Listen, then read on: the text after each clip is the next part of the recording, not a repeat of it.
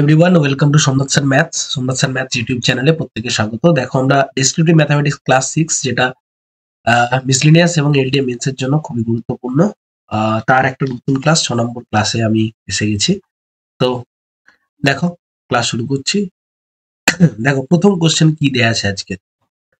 দেখো আমাদের প্রথম কোশ্চেনটা এখানে কি দেয়া আছে। A boat covers a distance of 12 kilometer. The distance of the first 4 kilometer in the downstream is covered in 15 minutes. অর্থাৎ প্রথম 4 কিলোমিটার অনুকূলে যাচ্ছে, ডাউনস্ট্রিম মানে অনুকূল, 15 মিনিটে, এবং পরবর্তী next 8 kilometre is travel in upstream, এবং পরবর্তী 8 কিলোমিটার প্রতিকূলে যাচ্ছে। The speed of the boat in the downstream is twice the speed of the boat in upstream. অর্থাৎ প্রতিকূলে যে গতিবেগ সেটা অনুকূলে যে গতিবেগ সেটা প্রতিকূলের দ্বিগুণ। তাহলে average speed of the journey, গড় গতিবেগ কত? তাহলে আমরা কি করব? তাহলে আমরা দেখতে পাচ্ছি যে প্রথম 8 কিলোমিটার পথ অনুকূলে যাচ্ছে, তাই না? তাহলে অনুকূলে যেতে সময় লাগছে আমাদের কত? সময় লাগে 15 মিনিট। 15 মিনিট সময় লাগে, অর্থাৎ 15 মিনিট মানে 15/60, অর্থাৎ 1/4 ঘন্টা। ওকে, তাহলে আমরা 8 কিলোমিটার কেও 1/4 ঘন্টায় যাচ্ছে, অতএব অনুকূলে গতিবেগ বার করব। অনুকূলের গতিবেগ কত হয়ে যাবে? তাহলে অনুকূলে গতিবেগ কত হয়ে যাবে? অনুকূলে গতিবেগ হয়ে যাবে 8/1/4, অর্থাৎ 32 কিলোমিটার পার আওয়ার। এটা আমাদের অনুকূলে গতিবেগ। আবার কি বলেছে? অনুকূলে গতিবেগটা প্রতিকূলের গতিবেগের দ্বিগুণ। ওকে, তাহলে আমরা জানি কি জানি আমরা জানি অনুকূলে গতিবেগ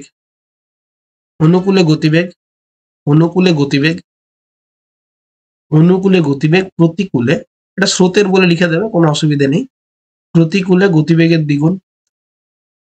তাহলে প্রতিকূলেরটা নিশ্চয়ই কি হবে? অনুকূলেরটা জানি, তাহলে প্রতিকূলেরটা নিশ্চয়ই অর্ধেক হবে। প্রতিকূলে গতিবেগের দ্বিগুণ, তাই না? তাহলে অতএব স্রোতের প্রতিকূলে গতিবেগ কত হয়ে যাবে? স্রোতের প্রতিকূলে গতিবেগ হয়ে যাবে কত? তাহলে স্রোতের প্রতিকূলে গতিবেগ কত হয়ে যাবে? স্রোতের প্রতিকূলে গতিবেগ হয়ে যাচ্ছে কত? 32/2, অর্থাৎ 16 কিলোমিটার প্রতি ঘন্টা। ওকে, তাহলে অতএব স্রোতের প্রতিকূলে আমাদেরকে বাকি যে 8 কিলোমিটার গেছিল তাতে সময় কত লেগেছিল? প্রতিকূলে হ্যাঁ 8 কিমি যেতে সময় লাগে কতটা সেটা বার করব। সেই সময়টা আমাকে বার করতে হবে। প্রতিকূলে 8 কিলোমিটার যেতে সময় লাগে 8/16 মানে অর্থাৎ 1/2 ঘন্টা। ওকে, 1/2 ঘন্টা। তাহলে আমি দেখবো, তাহলে অতএব মোট 12 কিলোমিটার পথ যেতে, সময় লাগে কত? মোট 12 কিলোমিটার পথ যেতে সময় লাগে কত? দেখবো তাহলে একটা 1/2 ঘন্টা, একবার 1/4 ঘন্টা, তাহলে টোটাল কত যাচ্ছে?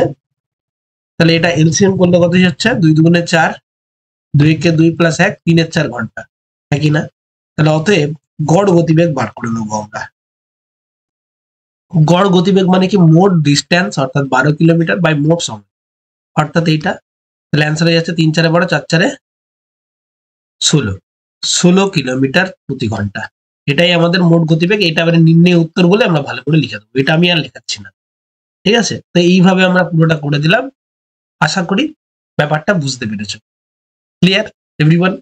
যারা ডেসক্রিপটিভ ম্যাথমেটিক্স এর কমপ্লিট ফুল কোর্স চাইছো তারা কিন্তু 799 এই টাকা দিয়ে মাত্র তোমরা কিন্তু কোর্সটা অ্যাভেল করতে পারবে। এটার ডিউরেশন থাকবে 6 মাস এবং ভ্যালিডিটি 1 ইয়ার। এটা আমার অ্যাপ থেকে পেয়ে যাবে ডিটেলস। দেখো পরবর্তী কোশ্চেনটা কি দেওয়া রয়েছে। সীতা বড় করেছে 1,80,000 টাকা সিম্পল ইন্টারেস্টে at the rate of 10% per annum. On the same day, he gave that amount to her friend at annual compound interest rate.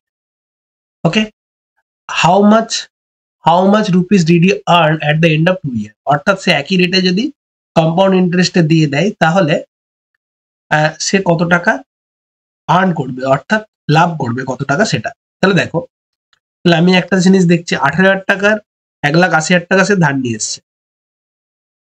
তাহলে 1,80,000 টাকা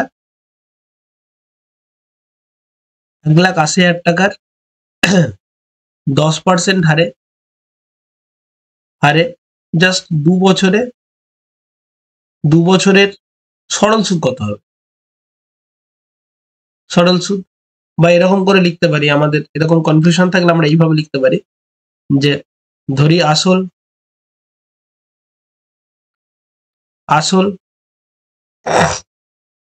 বা এভাবে লিখবো সরল সুদের ক্ষেত্রে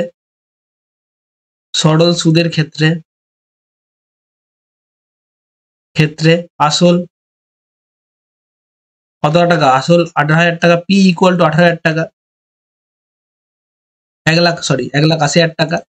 ওকে, সুদের হার এরকম করে লিখে দেবো, সুদের হার আর ইকুয়াল টু 10%, সময় কত? টি ইকুয়াল টু 2 বছর। অতএব সরল সুদ বলে লিখে দেবো 2 বছরের টোটাল কত টাকা সরল সুদ পাচ্ছি, তাহলে এই এত টাকার 1,80,000 টাকার 2 গুণিত 10/100, হ্যাঁ কি না? 0 কেটে যাচ্ছে, তাহলে কত পাচ্ছি আমরা? 36,000 টাকা, এত টাকা। ওকে, তারপরে লিখবো এখানে চক্রবৃদ্ধি সুদের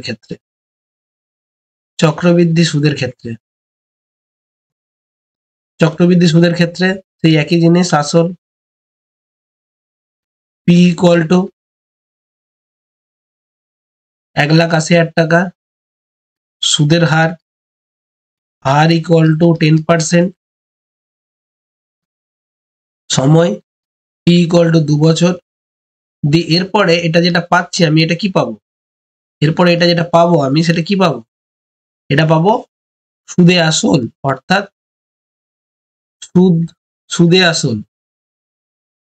আসলে মিলে যেটা হচ্ছে সেটা কত হচ্ছে? পি ইন্টু 1+r/100 বা এখানে সরল সুদ করলে লিখে দিতে পারে পি ইন্টু r/t। এটা তাহলে এখানে পাচ্ছি 18,000 টাকা, 1,80,000 টাকা গুণিত 1/10/100, তার মাথায় 2, 0 কেটে দাও, তাহলে এইটা গুণিত 11 স্কোয়ার, 11/10 গুণিত 11/10 দুবার আসছে, 0 কেটে দাও, 0 কেটে দাও, তাহলে 180 গুণিত 121,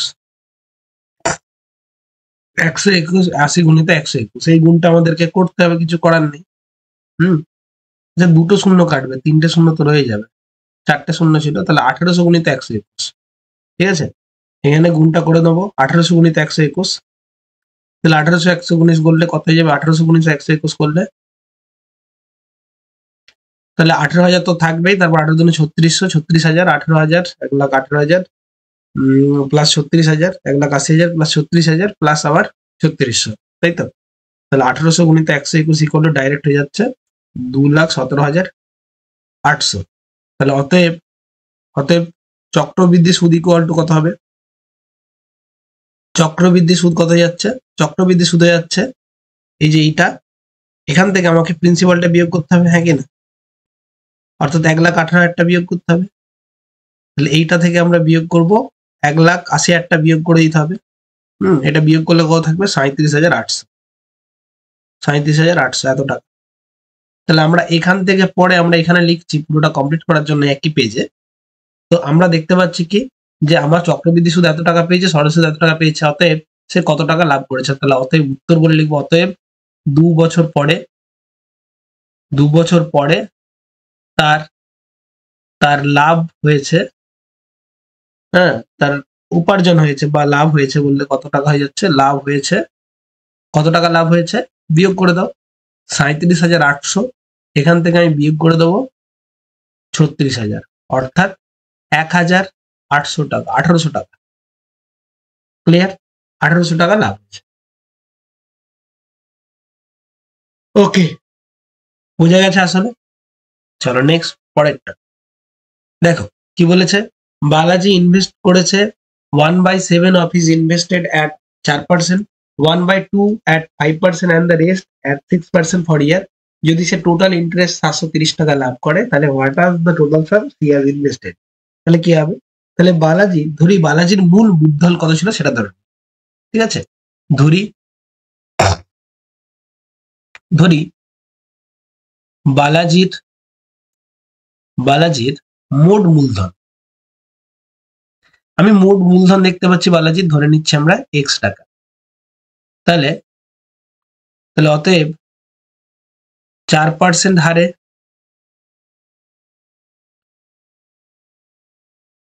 4% হারে খাটে কত টাকা, এক্স গুণিত 1/7 অর্থাৎ এক্স বাই 7 টাকা, হ্যাঁ কি না?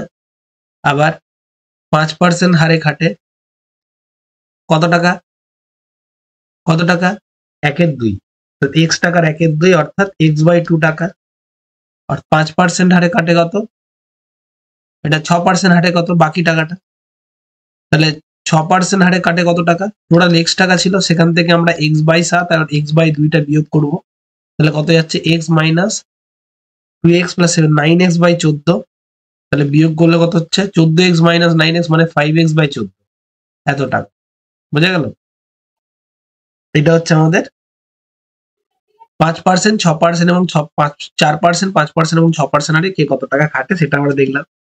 তাহলে হি ইনভেস্টেড টোটাল অ্যামাউন্ট ইন্টারেস্ট এত টাকা, তাহলে এটা হচ্ছে বিভিন্ন পার্টে ইনভেস্ট, তাহলে আমি বিভিন্ন পার্ট যে ইনভেস্ট করলো সেখান থেকে প্রাপ্ত সুদ কত বার করব, ঠিক আছে?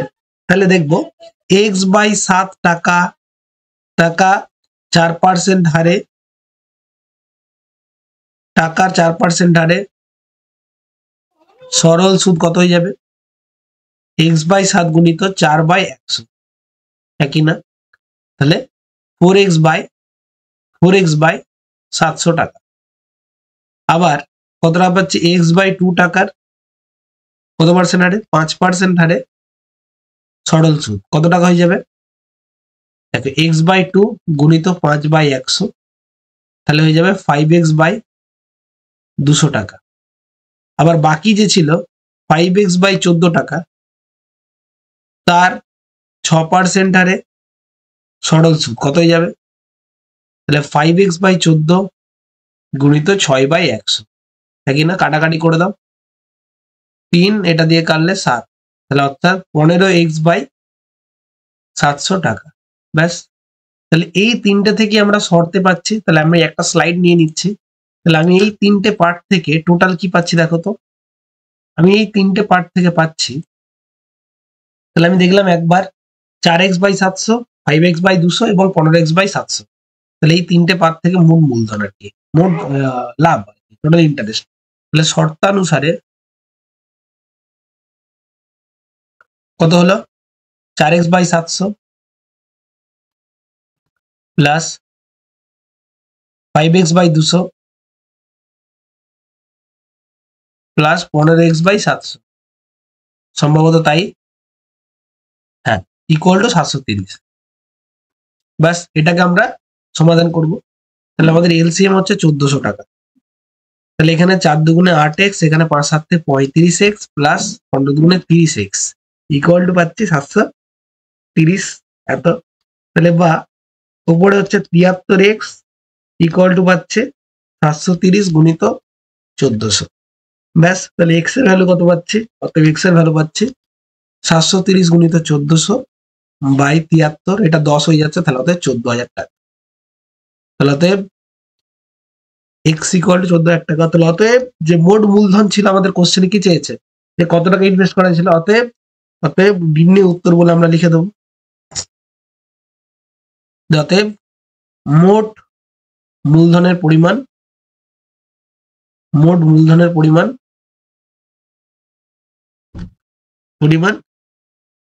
14,000 টাকা। ওকে, 14,000 টাকা, ব্যাস হয়ে গেল।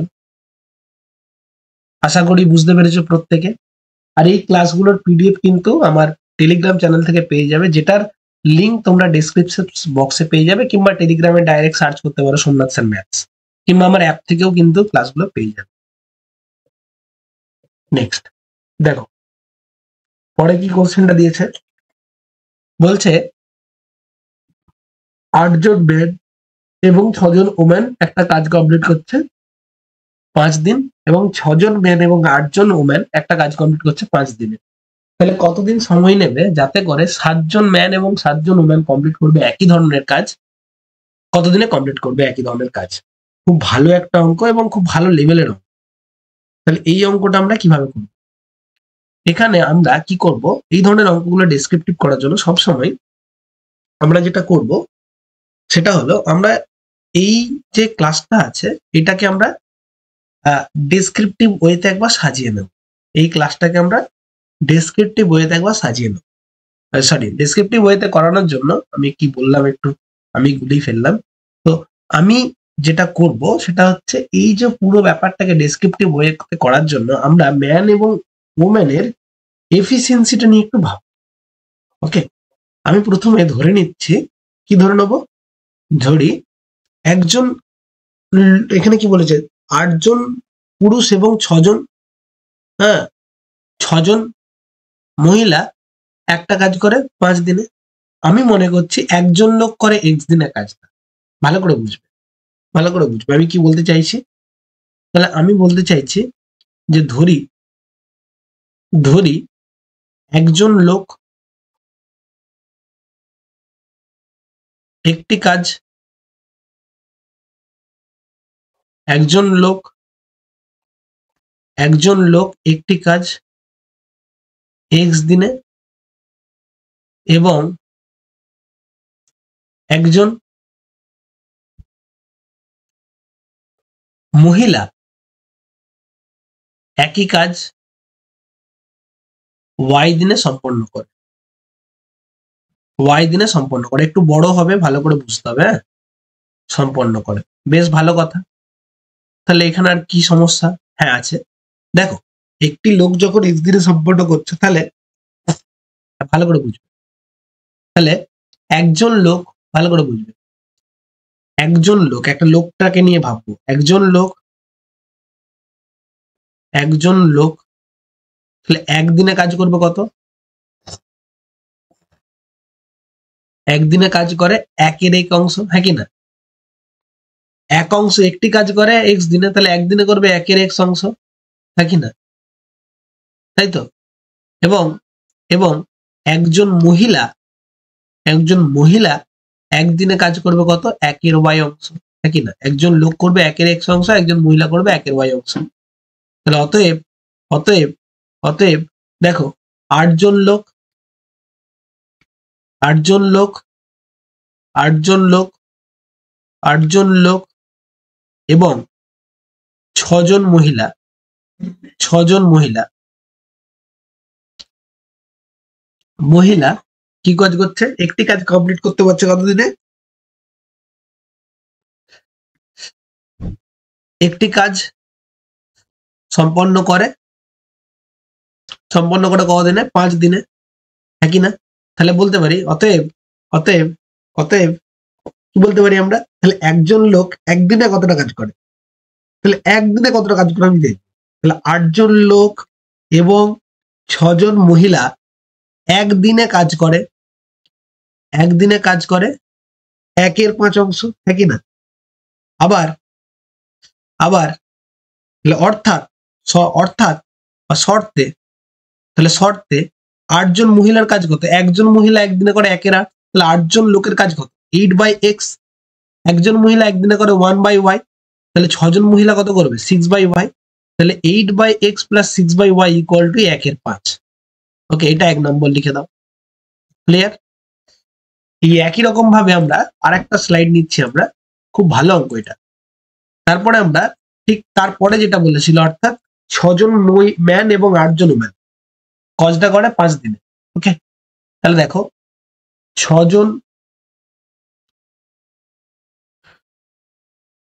দেয়া ছিল, 6 জন ম্যান এবং 8 জন ওম্যান, তাহলে 6 জন ম্যান মানে পুরুষ, লোক না লিখে আমি পুরুষ লিখছি, তোমরা বাকি জায়গাগুলো তো লিখে দেবে, ও 8 জন মহিলা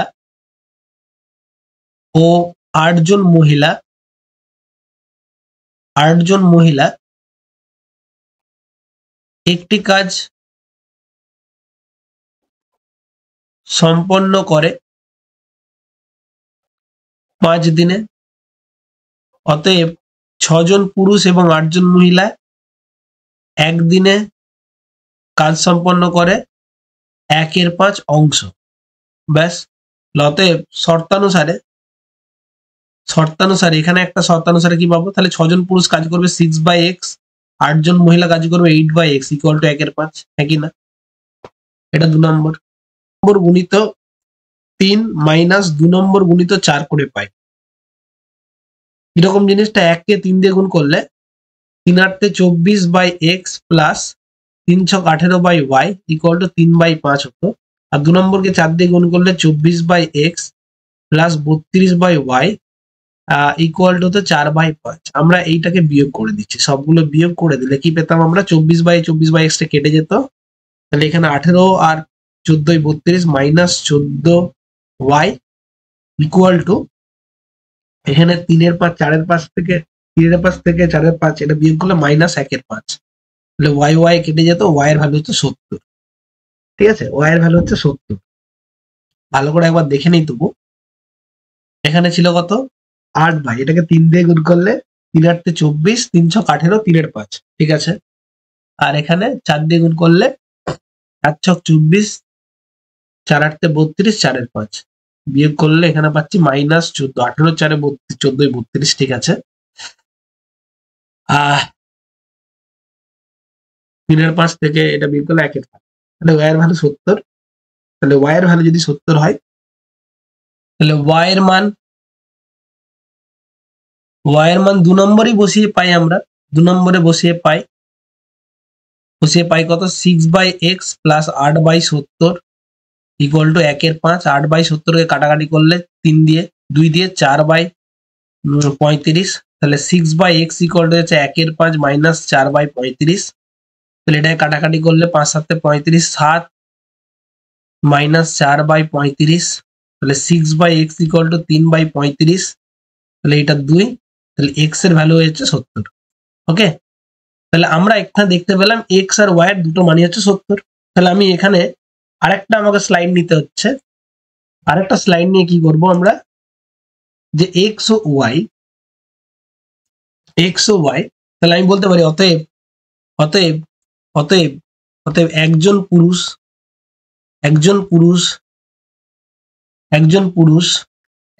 পুরুষ 7 দিনে 70 দিনে কাজটি সম্পন্ন করবে। একজন পুরুষ 70 দিনে কাজটি সম্পন্ন করবে এবং একজন মহিলা 70 দিনে কাজটি সম্পন্ন করবে। ওকে, কাজটি সম্পন্ন করবে। দেখো, এই পুরো অঙ্কটাকে আমরা এফিসিয়েন্সি বা কর্মদক্ষতা ধরেও করতে পারতাম। ঠিক আছে, আমি এখানে কর্মদক্ষতা করাইনি, কোনো একটা ক্লাসে আমরা কর্মদক্ষতা দিয়ে করাবো। ঠিক আছে, তো সুতরাং অনেক বড় হচ্ছে বলে যদি কমপ্লেন করা হয়, তোমরা কর্মদক্ষতা দিয়েও করে থাকতে পারো। পরের দিনে আমি কর্মদক্ষতা দিয়ে এই অঙ্কটা করিয়ে দেবো।